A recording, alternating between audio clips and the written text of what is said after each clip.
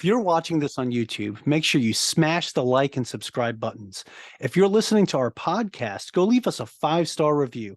All of our links can be found in the video description or show notes below. Hey, welcome back to the Average Joe Finances podcast. I'm your host, Mike Cavagioni, and today's guest is Rizwan Memon. So, Rizwan, or Riz, he goes by Riz too, right? For all the kids out there. But hey, I just want to say welcome to the show. We had a great conversation before hitting record, talked about some commonalities and everything, and some stuff that surprised me. But hey, Riz, welcome to the show. Glad to have you on. Thank you. Thank you, Mike, for having me on. We're going to kick this off the same way we start every podcast episode, and we want to know more about you. So can you tell us a little bit about yourself, share your story? Who is Rizwan Memon? I'm an equities and derivatives trader, so fancy way of saying I'm a stocks and options trader. I've been trading since I was 16. I first started when I was 16 years old with a few $1,000s, and now I'm old and gray. Yeah, it's been a while since I've been doing this. This is my 18th year now. And I've seen all kinds of markets, and alongside my own trading, the past decade, what I've been doing is essentially sharing my journey in a transparent and real manner on social media, online, and also helping others implement what I do in the market, what I've learned over my 18 years of experience, my strategies, my approach to market, because there's many ways to skin a cat, so to speak. So it's something that's been very fulfilling. So something that I'm currently doing and love doing, which is obviously trading, but also having that human element alongside that. I think that's super important. And you sharing your journey and the transparency in doing that, I think is something that makes it more relatable to someone that is trying to learn the tricks of the trade and how to do that. And I've had quite a few stock investors on the show that share what they do, how they do it. And it's always very interesting, but I don't think I've had too many Canadian stock investors on the show. So it'll be interesting to hear your experience from that aspect. And then also, you said you started when you were 16. So are the rules a little bit different? Are you able to start investing at a younger age? So our rules are very similar to the US. So in order to start when you're below the legal age of majority, you need to have essentially a custodian account, similar to what you would Okay. have in Okay. the Perfect. US. So yeah. So you, Even though I'm okay. even though I'm even though I'm Canadian, even ever since when I first started at 16, I didn't really I've traded the Canadian markets here and there, but my bread and butter, obviously my specialty is financial like US financial markets. That's the most liquid, most obviously sought after, the most traded, the most I would say most important financial markets out there. It's Sure. obviously where the most opportunity lie. So even though as a Canadian, people always think, okay, what do you trade? I'm like, oh, I trade the same markets that most people trade, which is the US markets. Okay. Awesome. That's great background right there. Right. So to make it easier for everybody that's listening, but so Riz, I want to ask you, like, so when you started at 16, how much did you start with? Yep. So I started with about 5,000 or so back then in old money. I remember I started working when I was 12, odd jobs, cash jobs on the side. So really I put everything I had into that. It was just something that piqued my curiosity. Obviously, I wasn't like, hey, I want to put everything, but little by little, I just put about 5K to get started, literally kind of funding my account, so to speak, this journey. Instead of a bank account or a savings account, this was for me what I wanted to try my hand at. But for those that are savvy, 18 years ago was 2008. And that's when I started in 2008. End of 2007, started 2008. And most people, I think, know what happened in 2008 and the later half of the year. And it was an extraordinary time to start, I guess, to say the least. So 2008 is very near and dear to me as I bought my first property in 2007. So 2008 definitely changed things quite a bit for me in my life. Yeah, so that's interesting. What a time to actually get in when the market was at a most volatile and quite a bit happening at that time. And for you coming in at 16 years old with $5,000, that's pretty, everything that you've saved since you were 12, that had to be a nail biter for you. And probably thinking to yourself, like, what did I get myself into? Yeah, no, my only saving grace was one, I didn't know what I was doing, obviously. Two, luckily, I just decided to essentially put my money or buy these large companies that I had heard of. So I didn't invest or buy or hold anything that was like some penny stock or some nonsense, right? It was things that I knew, like things that I heard of. So at that point in time, it was Microsoft, it was like Google. So like blue chip It stocks. Yeah, blue chip stuff, right? So for me, that was the saving grace that, yeah, they got Mm. hammered, but it wasn't like they're gone, like they don't exist anymore, or it was definitely volatile. It was obviously more so than anything, it was just me being able to look at my holdings and account, and just see it go down and not understand why with all the headlines. Imagine being 16, like I don't know what credit default swaps are. I don't know what's happening with the financial collapse. What is a financial collapse? What is a recession even? So it was a crazy time to be starting, but it was a crazy time to learn more than anything. It was a time to essentially, the best way I can describe it is like trying to drink from a fire hose. Sure. Yeah. Obviously, one of those things where it almost seems not just 18 years ago, but like almost 50, 100 years ago, because so much has changed. I've got to see the technology change, the market environment change, the average investor profile change, the access that we have has come leaps and bounds. Back in the day, it was something I had to, when I got into college and I was doing this, I had to skip class or go down to the library to access my account on the computer and check Yahoo Finance where the quotes are like 30 minutes delayed because the original iPhone, like the original 3G, iPhone 3G is what it was called, had come out in 2007 or 2008. Mm.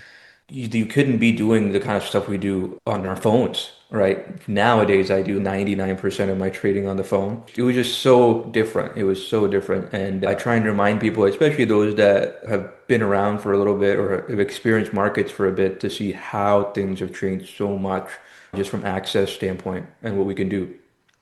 Yeah, yeah, absolutely. I feel like from the time you started, and first of all, what a great time to actually get in when the market was hitting its bottom, right? And one of the beautiful things about it, if you just look at the history of the stock market, right, the US stock market, consistently we have these ups and downs. We always have these ups and downs in the market, right? But consistently it always bounces back and averages around 10% per year, right? That's just one of those things that kind of you can find a little solace and comfort in that, hey, you don't need to lose your shirt just because there was a dip or a recession or something happened. Like it's going to bounce back. And we've even seen it recently over the last couple of years. We saw what happened with COVID and everything else.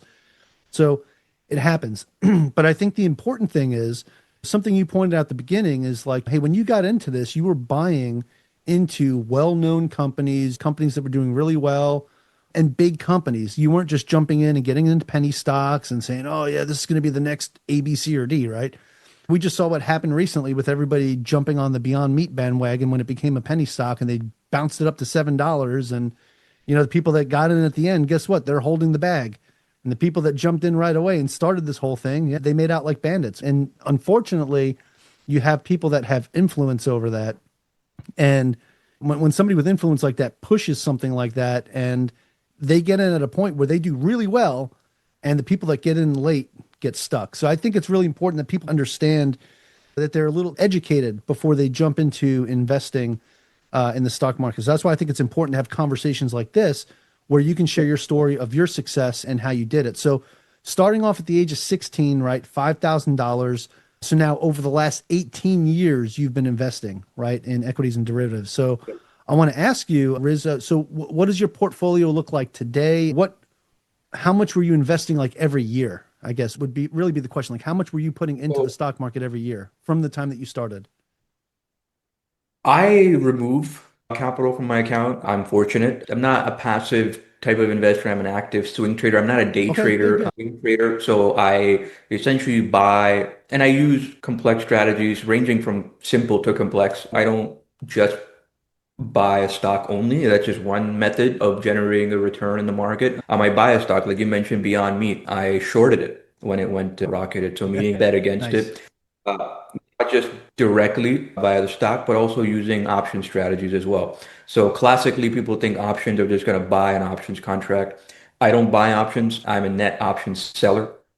So I take advantage of volatility spikes. Essentially, I sell on the institutional side. What we just call this is selling vol, which you call it, just selling volatility, generating a return via that. Then obviously, in the case of Beyond Meat, an opportunity arises, I short it. Even more recently, before that, the quantum computing stocks were running. So that's something I shared publicly as well. I shorted. To answer your question about my account size, right now it's about 1.2, 1.4 mil USD now. But to give you some perspective, just in the past year, I've taken out 1 mil. So I take out money to diversify. For me, I don't need 5, 10 mil in the account. It just, my strategies work. And for me to have that much exposure to markets won't really make much of a difference to me because I can't keep sizing up in some of these things. It just won't, it's just not suitable, right? If I'm Sure. shorting something I don't buy penny stocks or pump and dump, but over the past few years, I will short things that are either being manipulated higher, either being pushed up higher purposely because there's a pump group or something, or there's a catalyst Yep. that just isn't panning out, and it's maybe a lot of headlines. So I might bet against that, I might short it, but I can't, if I'm taking a 50 to 100K position now, and I can't be like, okay, so let me just put a mill behind it. You can't just scale it one to one like that because it just won't work. You'll start working against yourself in some of these trades and some of these positions. So for me, I find this is a sweet spot. So I usually around 2 mil or so, I start taking out capital. But And yeah, to plus, give you some by perspective, even doing that, though Riz, you're putting less capital at risk, right? And I think that's important too, that you're not just going all in on everything, because if you did and you no. made a mistake, you just lost everything. Oh yeah, no, absolutely. So with the current account value of 1.4 mil, I'm not using 1.4 mil for one trade. Absolutely, I would deserve to lose my money if I did that. But no, I'm using the account value and the account size in different trades at any given point, and that could be holding large cap solid companies, blue chip stuff. It could be rotating in and out of those as opportunities come and go. I could be shorting another pump and dump and have that open. I could have a short on Beyond Meat or some of the quantum stocks open simultaneously. Then I could have some options positions that also are there to generate an income or generate a return on excess cash that I have. So this is a more of an advanced strategy. It's not rocket science. It's nothing too complex. I teach people this. It's takes a little bit of time to wrap your head around. But once you do, people tell me they're like, they don't look at markets, they don't look at trading the same way because what you can do by harnessing some of these financial products these days is extraordinary. We just couldn't. We just couldn't. We didn't have access to this stuff. The strategies that we trade now and the way we trade with the access that we have to information, like real-time data, real-time pricing, news, headlines, we didn't have that at this extent, even 10 years ago. Forget when I started, even 10 years ago. Yeah. It's extraordinary. So I would really tell people that are starting, I'm like, the stuff that we're doing now in financial markets as retail traders and investors, active ones at that, is things you had to be in Wall Street or you had to be an institutional side to be able to do. And we're being able to do that, in my case, if I want from my phone. Yeah, So you, it you have is. everything at your fingertips. Yep. Yep. It's So crazy. So it's amazing. I sometimes can't make sense of it, but here we are. Time's progress, technology, and look how many things have changed just in the last 3 years or 2 years, even with AI and ChatGPT, and kind of I would say the retailification of this, meaning it's come mass adoption. Mass adoption is something that we've seen, and once they go to the point where they have, even with trading, it's become almost norm. It was like very rare before to be a trader or trade actively.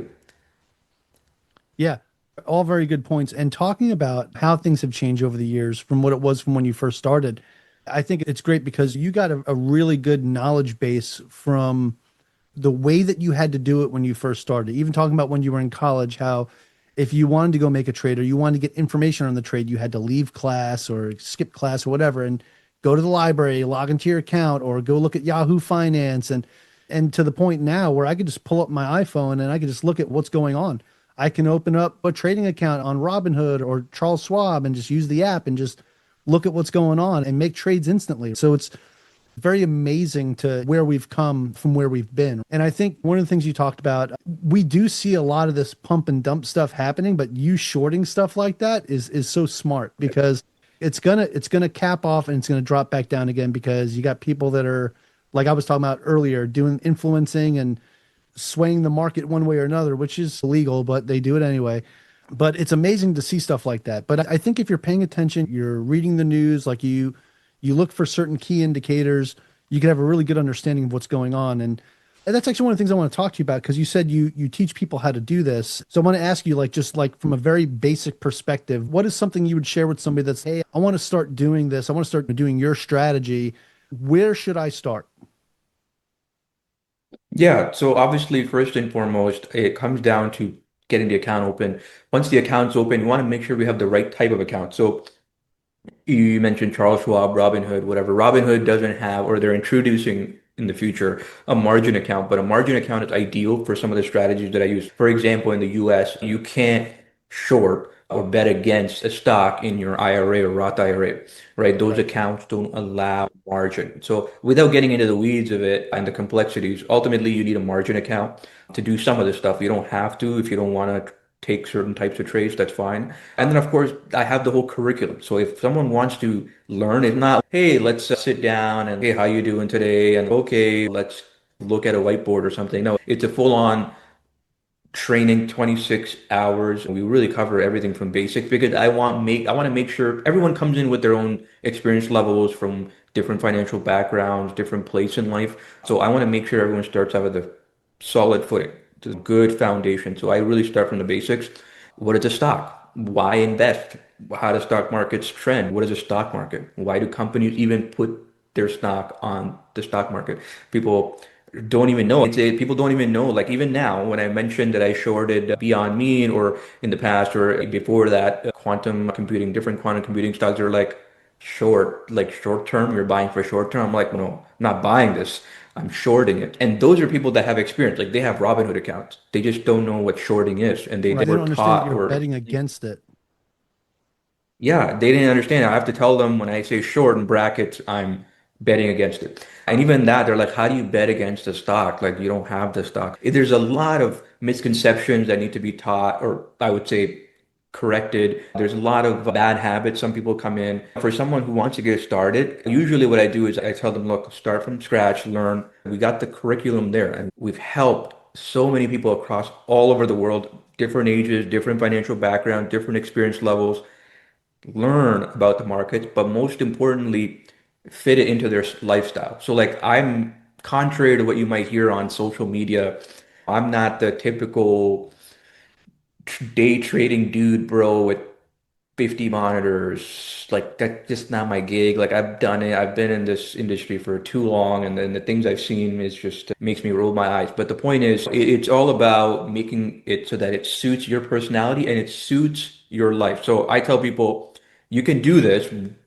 Don't rely on this initially, at least, to be your sole income. Don't, because there's a misconception like, oh, Riz, I want to quit my job and I want to start with 5,000 like you did, and I want to become a millionaire, or I want to do it in 1 year, or let alone two. And I'm like, let's get expectations in check. I think there's a big gap between what's possible, or what's likely, I should say, versus what people expect. So a lot of my time actually goes into recalibrating that. I find like I have to be more of a therapist. I'm not a medical professional, but I have to be somewhat of a therapist when it comes to financial markets and money as a whole because of what people might have heard, been told, which is just simply one, not true, and two, not in their best interest. I think that's all a very great point. I really like the way that you explain things because how I like to explain things on this podcast too. Hey, talk to me like a fifth grader. If someone's coming to this show and it's the first episode they ever listened to, they're not intimidated by something and say, "Yeah, I don't think this is for me." I want to say, first of all, I really appreciate that and the way that you explain things and break it down. Secondly, I think it's important. The other thing that you said that was really important is the fact that yes, there are people out there that will sell these untruths and things like that. And I think a lot of it has to do with social media. There's a lot of people that will follow these profiles on social media and say, "Oh, I want that lifestyle. I want to be able to do what they're doing." And that every now and then those accounts will post, oh, here's how I did this. And it's a bunch of nonsense. And it's usually to get you into something with them and give them your money. I think that's important to understand that you want to follow people that actually did it, not that were handed something. A lot of these influencers they got their money from their parents, let's be honest, right? And they were already set Yeah. up in a good spot. So they can make these mistakes and they can do things that other people don't do because they've got backup, right? Where someone like you started from scratch, right? You started from, what you scrimped and saved over 4 years from 12 to 16 and got into it. It's not as easy as, oh, if I just do what you did, then I'll be in the same situation. No, it's not, because the markets change, things change. And I think it's important that you pointed that out. And I think I just really want to hone in on that I think that's super important. And then the fact that you also said, hey, you pulled money out. Like when you get to a certain point, you pulled money out and you said you diversify it. So actually, I want to ask you about that, Riz. What are some other Yeah. things? So, like you said, you pulled out 1 million this year. What are some things that you would take that money and put it into to keep yourself more stable? Yeah, that's a great question. That's a great question. So I share this all actively, openly. I share my account values, I share my trades, I share my performance. In fact, I go above and beyond, and not just I don't just do like screenshots with cropped out people that are aware of kind of what this industry is, especially on social media, where there's a lot of like smoke and mirrors. There's a It's lot very of flashy. yeah, it's flashy, but there's just outright fraud, Yeah. honestly. And names just that's a whole other discussion, but there's just so much fraud, lies, deceit, you name it. So for me, I make it a point to share everything transparently. The real stuff. It might not be the most flashy, sexiest from a trading standpoint. So I even record my trading app on the phone, screen recording on my app on the iPhone, iOS. I share that, not just screenshotting or anything like that, to give you some context, right? That what's going out there. Like people will do all kinds of things to make people believe that they have a certain amount of capital or they do this or they're making a certain amount of money when in reality, I've found many aren't even trading real money and they're like mentors or traders. They're not even trading. It's just sad. It's just horrible. And I've spent many years trying to fight that, but it's hard to admit, but I've given up trying to fight the fraud and the misinformation, the lies, especially because one, I've been doing this for too long. I'm just tired. I'm just one guy.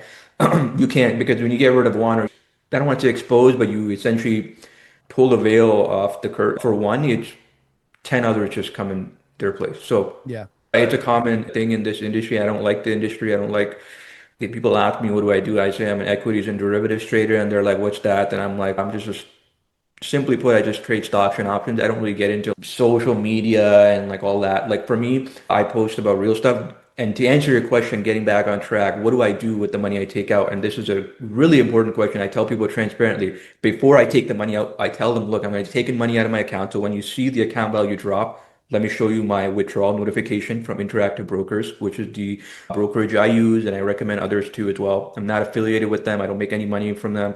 I just love them. I use them and have been using them for many years. So I take money out and I put it into could be real estate, for example. So I'm old school. I'm fortunate. I don't want anyone to think like, well, Riz, this sounds so out of touch. No, I completely understand. I get it, how it might sound, but I take the capital out and I usually buy real estate if it's suitable. I haven't bought anything more recently, apart from 2 years ago. I bought another house that I was going to move into, but I didn't because of some family changes. So then I spent a lot of money. I bought it outright, right? So that was a couple mil there. I like my cars. I always love my cars, racing, all that kind of stuff. So that's my kind of thing. But I never make it into like my persona. Like it doesn't, it's not something that defines me, whether it's the account value, whether it's the assets, whether it's the cars. Like I love cars. I'm old school. Like I said, I buy everything outright. And I know that's not maybe suitable or possible for people. I get it. It might, and some would argue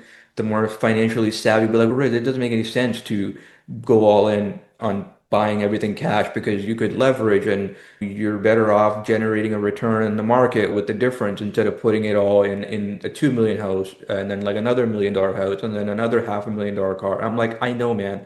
I know I can make more money by leveraging because really what it is leverage. But I don't care to. What am I going to do at this point with 10x more? This is something that people don't talk about. For people that are listening right now and not watching the video, I can tell you, you just see like the biggest smile on my face as he's talking because that's exactly like where my head was going. Like, come on, dude, you could leverage debt and this and that, right? Because that's what I do with real estate, right? So I leverage a lot of debt. And yes, I take risk by doing that, by leveraging debt. And I'm thinking about what you're doing and you're buying your stuff outright. Hey, dude, that works for you. And honestly, at that point, you have no risk anymore after that because you bought it outright. So you're in a really Yep. good spot to do that. And if that's what you want to do, I am not going to be against you for doing that, even though that's usually my strategy. I'm just going to say right now, much respect to you for being at a point where you can actually do that in your life and buy these things outright in cash. Honestly, my wife, that's how she'd rather me do things. She'd rather me just buy stuff outright in cash. I'm like, no, we got to live it. And I'm explaining the numbers to her. And she's just, oh my God, dude, it's scary. Just buy it. So I think I just want to say, man, I really respect that. I really respect that's why you do it. And the way you explained it too. So don't worry. I'm not gonna harp on you about that. I just want to say much respect. No, thank you. I appreciate that, Mike. I'm aware I'm not just obviously in trading and investing, but general financial principles, cost of borrowing, inflation rate. That's another conversation. But yeah, you do the numbers, right? Ultimately, you do the numbers. For me, I like knowing, and the way I describe it to people, because I've been to Riz, you're not that smart. Like, why would you not get a in Canada, our mortgage rates are a little bit different, our terms are a little bit different, but they're like, we rich in America. You could get a 30-year fix. The rates are a little bit higher now. They've come down a little bit. But let's say you could get a 30-year fix for 7%, Riz. If you're as good as you are, then you could easily use the difference in the market. I'm like, yeah, I know, man. Like I could also fucking move to Dubai and pay no taxes. I pay a shit ton of taxes here. But anyways, Sure. yeah, don't even get me started. The point is, yeah, I could be doing a lot of things. I could not buy the McLarens and the cars and this and that, and I could just have a collection instead of a few. Yeah, I love it. Like I said, much respect. You do what's working for And you and you're in a good spot. So realistically, nobody can really say crap to you because it's working, you're fine, that's and, it. and you're sitting here debt free. Yeah, I'm old school, I'm traditional, and I tell people if I've been through a decent amount in life to know that if no one is anything can happen, no one is immortal. If tomorrow my plug is pulled, I know that I don't owe anyone a cent. No one can say anything to me or anyone else about anything. I don't owe anyone anything. Only person I have to answer to is God. So that's the kind of the mindset that I go into it with. And it might not be suitable for everyone. It might not make sense to everyone. It might sound dumb to people, and that's fine. I'm well aware of the opportunity cost. Really, what it is, opportunity cost. I'm okay with letting go of that opportunity cost because I spent my entire life making money. That's just what Yeah. it is. I spent my entire life, adult life around money.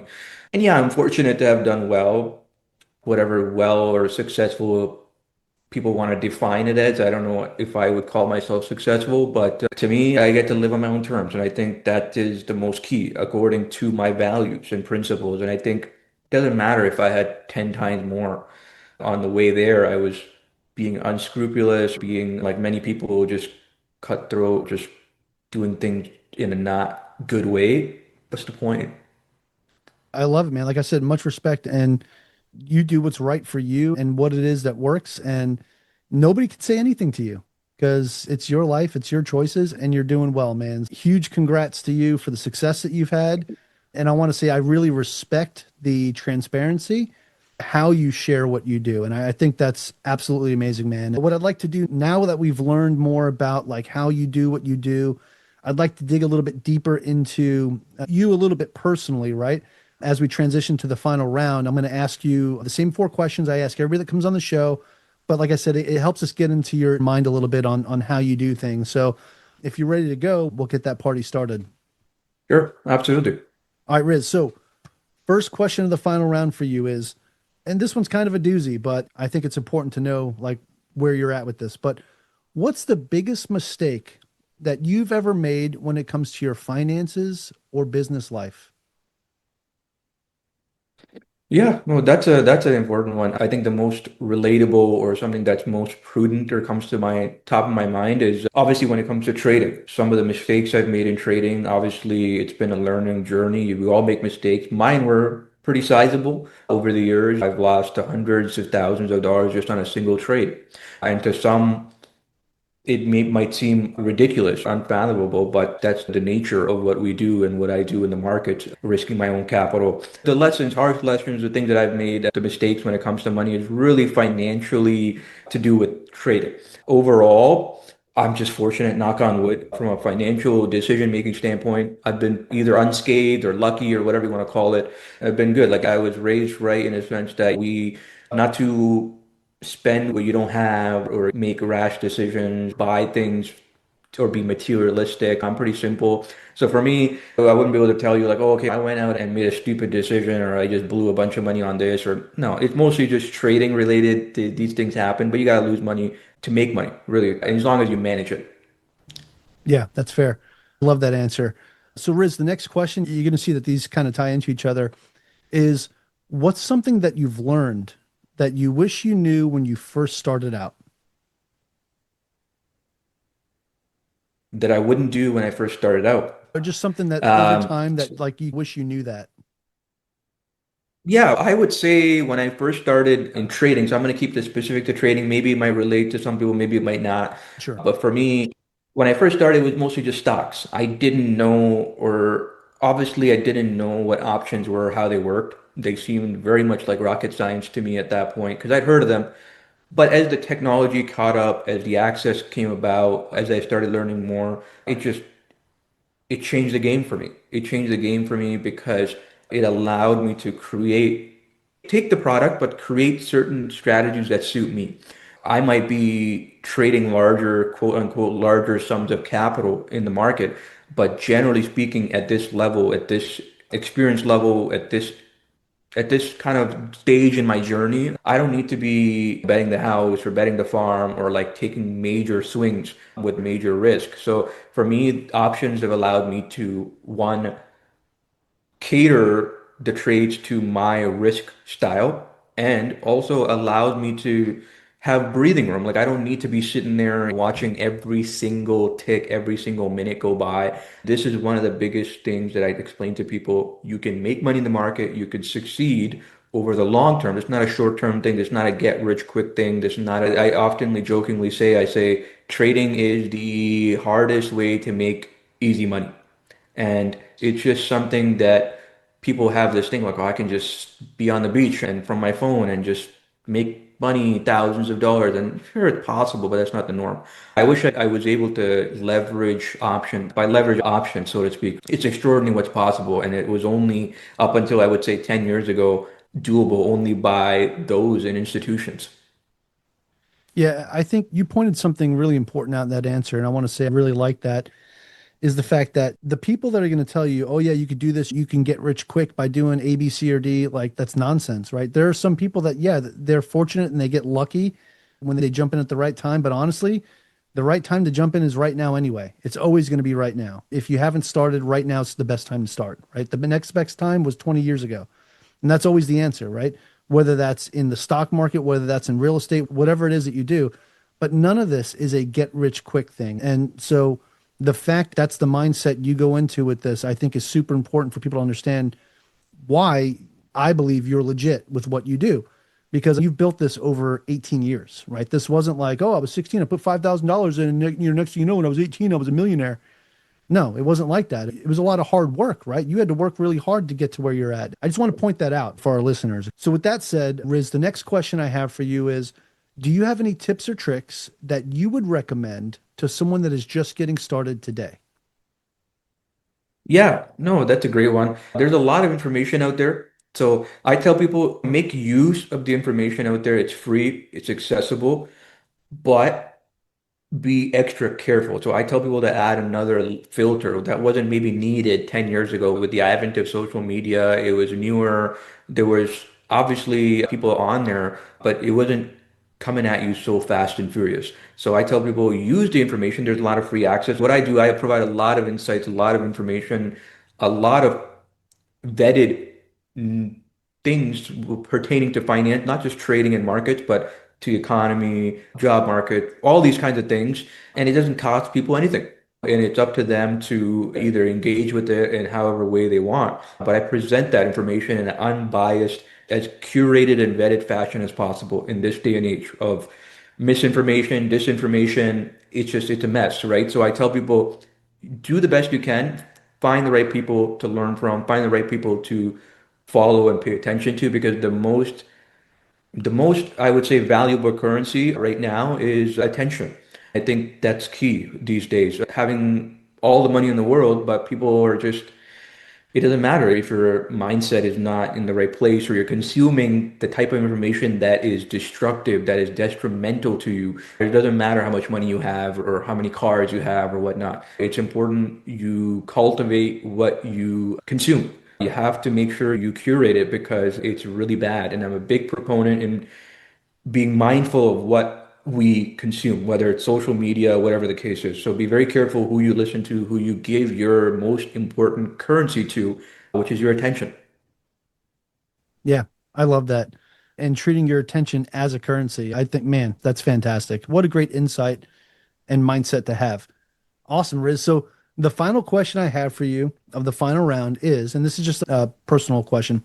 Do you have a favorite business, investing, or real estate related book or podcast or both? Yeah, there's a book by Morgan Housel, which is very common. It's a really very prominent book.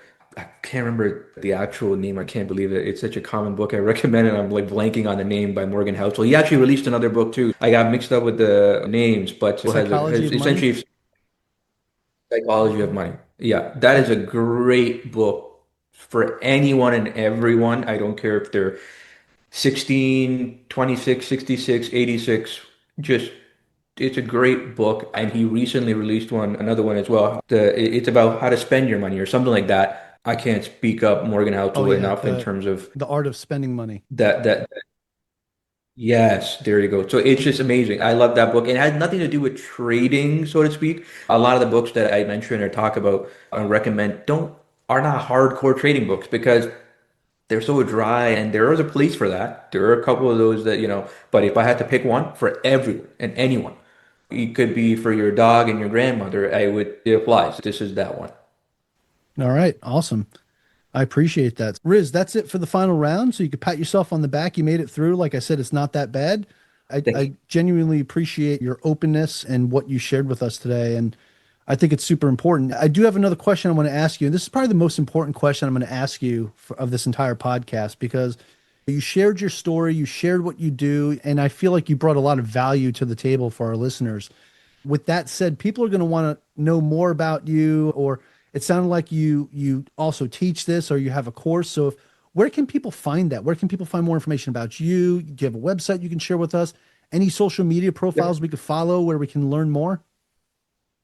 Yeah, absolutely. My main social media is on Instagram, literally Riz International at Riz International. My website is www.rizinternational.com. Both those places work. Social media, preferably, you get a lot of value and access to me, and you can reach out to me. In fact, I answer every single message I get. I'm on there. It's really a big part of what I do daily, the outreach, helping people answer questions, really being there for the community, for people who are interested or need help or assistance, because a lot of this stuff is gate kept. A lot of this stuff is purposely made more complex than it needs to be. And obviously, there's a lot of misinformation and all that. But I try and be the difference in that mold and tell people the realities of trading and help them. So, yeah, either way, Instagram or the website, both work. But Instagram is the best way to reach me.